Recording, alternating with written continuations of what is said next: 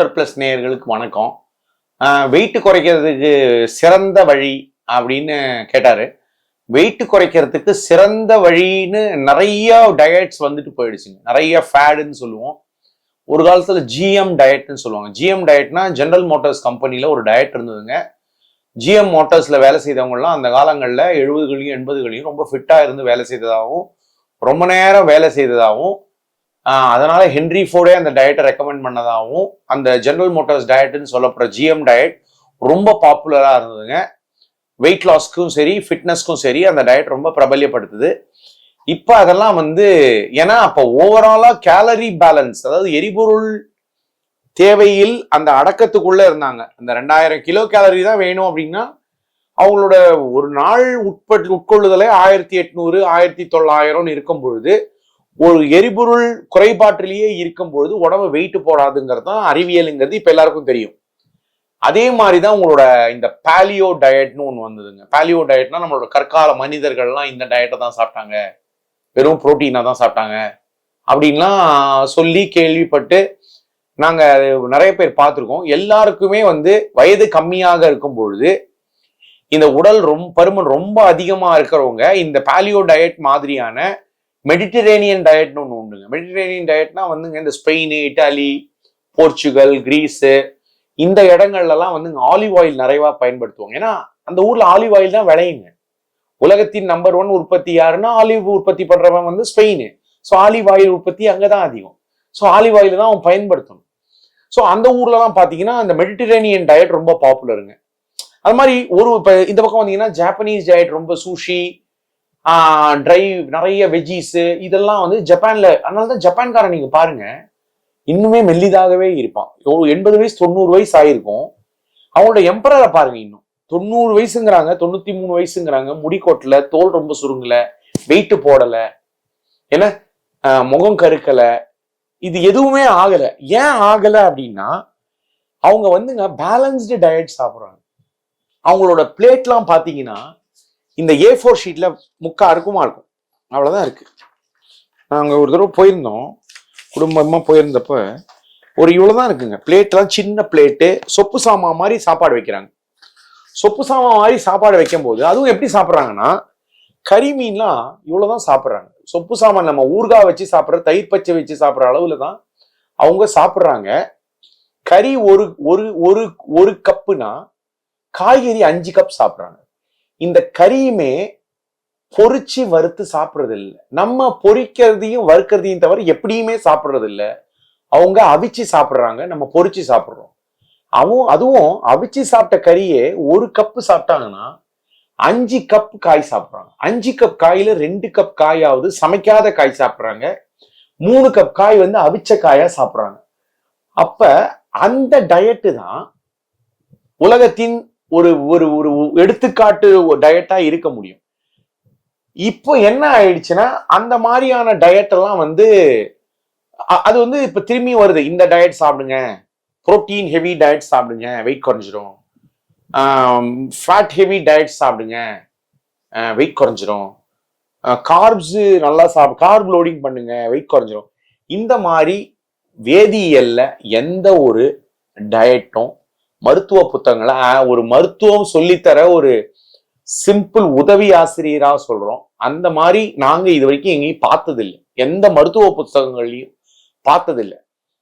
So அந்த மாதிரி டயட்டை நம்பி நீங்க 5 நாள்ல எடையை குறைக்கிறேன், 10 நாள்ல எடையை குறைக்கிறேன் அப்படின்னு நீங்க ஒருத்தர் சொல்லி கேட்டாங்கன்னா, உடம்பின் பரிமாண வளர்ச்சி, மனிதன் 2 காலில் நிற்கும் பெருமூளை கொண்ட ஒரு மனிதனா நிக்கிறதுக்கான பரிமாண வளர்ச்சி இல்ல இந்த மனிதன் ஹோமோசேப்பியன்ஸ்னு சொல்றோம்ல, நாமளா 3 லட்சம் வருஷமா இந்த உலகத்துல இருக்கும்.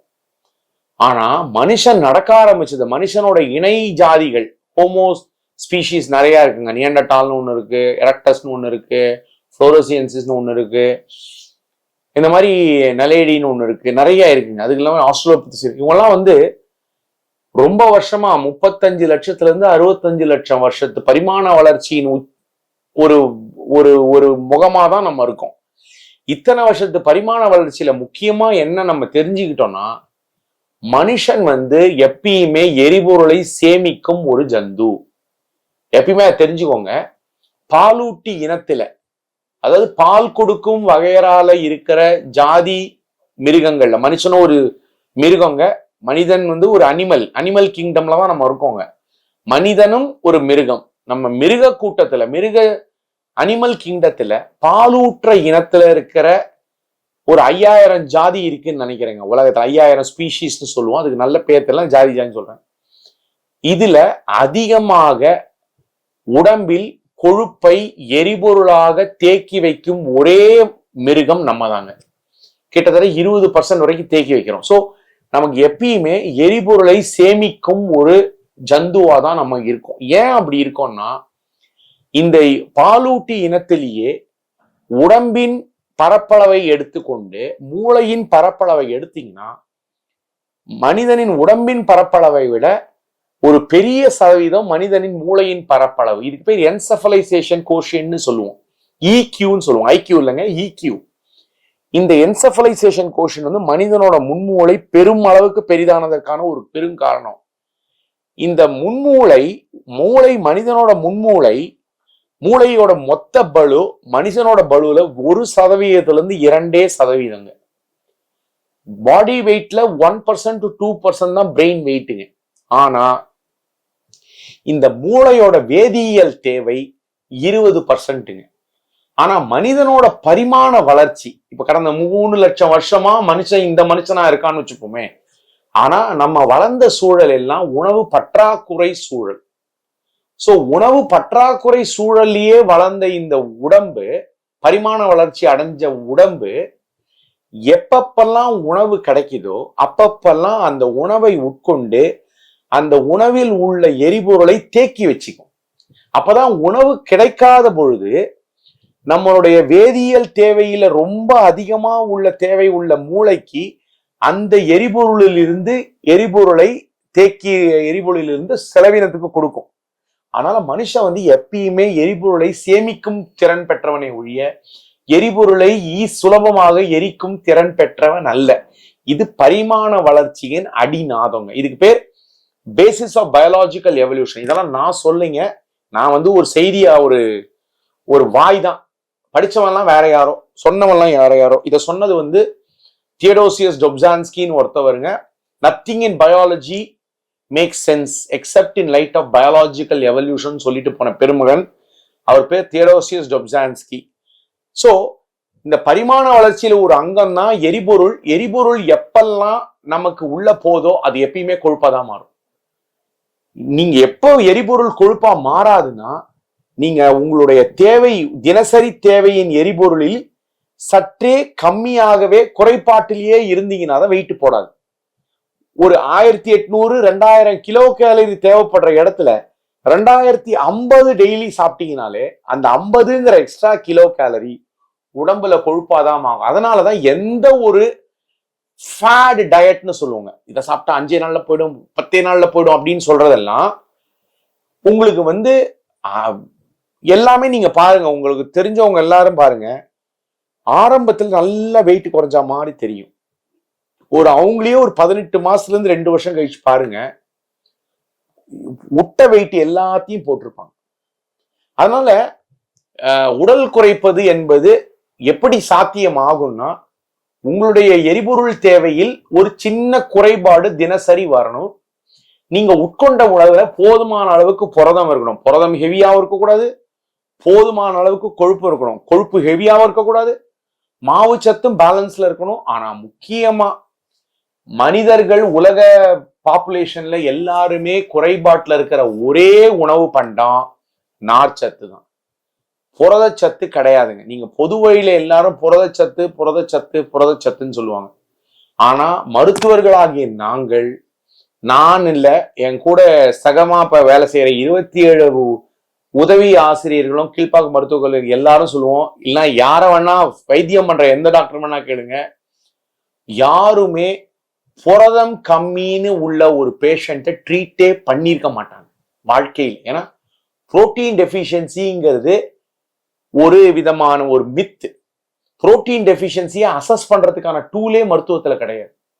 உங்களுக்கு புரோட்டீன் டெஃபிஷியன்சி இருக்கா இல்லையான்னு கேட்டீங்கன்னா என்னால சொல்ல முடியும். ஏன்னா அதுக்கான டெஸ்டிங் மெத்தடாலஜி கிடையாது, அசஸ்மெண்ட் மெத்தடாலஜியும் கிடையாது. ஸோ ஒரு புரிதல் தான் சொல்லுவோம். உடம்புல சதை ரொம்ப குறைஞ்சதுன்னா புரதம் கம்மியாறது இல்லைங்க. அவங்களுக்கு மொத்தமாவே வேதியியல்ல வந்து குறைபாடு வருது, உடம்பின் வயோதிகத்தன்மை துரிதப்படுத்தப்படுதுன்னு எடுத்துக்கணும். ஸோ புரதம் சாப்பிடும்போது உடற்பயிற்சி, அதற்கான தக்க உடற்பயிற்சியை செய்யறவங்களுக்கு சதை வருமே ஒழிய, உடல் பருமன் குறையுமே ஒழிய, ஒரு புரதம் மட்டுமே சாப்பிட்டா வெயிட் குறைஞ்சிரும், ஒரு கொழுப்பு மட்டும் சாப்பிட்டுமே வெயிட் குறைஞ்சிரும், மாவுச்சத்து மட்டுமே சாப்பிட்டு வெயிட் குறைஞ்சிரும் அப்படின்னு நினைக்கிறதெல்லாம் தவறு. ஒரே ஒரு எக்ஸாம்பிள், என்கிட்ட ஒரு ரீசெண்டா ஒரு சின்ன பையன் வந்தாங்க, வயசு ரொம்ப கம்மி, 22 23, கிட்டத்தட்ட 180 190 கிலோ இருக்காப்புல தம்பி. என்னன்னா பொது வழியில இந்த இன்ஸ்டாகிராம் சோசியல் மீடியா ஹேண்டில்ஸ் எல்லாம் ஃபாலோ பண்ணி டெய்லி 6 முட்டை அந்த தம்பி சாப்பிட்டு, 6 முட்டை டெய்லி சாப்பிட்டு 180 கிலோல இருக்கு. யாரா சொன்னா அப்படின்னா பொது வழியில சொன்ன டாக்டர் தான் சொன்னாங்க. டாக்டர் அது வந்து ஒரு சாரி ஃபிகர். அது ஏன்னா புரதத்தை பத்தி ஒரு வார்த்தை சொல்றேன். புரதத்தோட தேவை என்னன்னா, உங்களுடைய உயரத்தில் இப்ப நீங்க 170 சென்டிமீட்டர் இருக்கீங்கன்னா, உங்களுடைய உயரத்துல நீங்க 70 கிலோல 65 கிலோ தான் இருக்கணும்.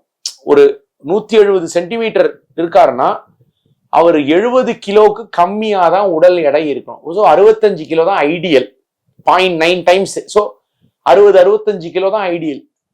இங்க உங்களுடைய ஆக்சுவல் பாடி வெயிட் நீங்க 90 கிலோ இருக்கலாம், 100 கிலோ இருக்கலாம். நிறைய பேர் உடல் எடை குறைக்க ட்ரை பண்ணும்போது என்ன பண்ணுவாங்கன்னா, அவங்களோட வெயிட்டுக்கு புரோட்டீன் கால்குலேட் பண்ணுவாங்க. இப்ப நிறைய பேர் வந்து 1 gram per kilogram body weight of protein வேணும்னு சொல்லிட்டு அந்த தப்பை பண்ணி தான் அந்த தம்பி அங்க மாட்டிக்கிச்சு. 1 கிராம் 0.8 கிராம்ஸ் தான் தேவை. 1 கிராம் நீங்க சாப்பிட்டீங்கன்னா கூட ஒரு கிலோக்கு அந்த கிலோகிராம் கணக்கு என்னன்னா, உங்களுக்கான உசித்தமான உடல் எடையை ஒழிய உங்களுடைய உடல் எடை கிடையாது. அப்படின்னு அர்த்தம்.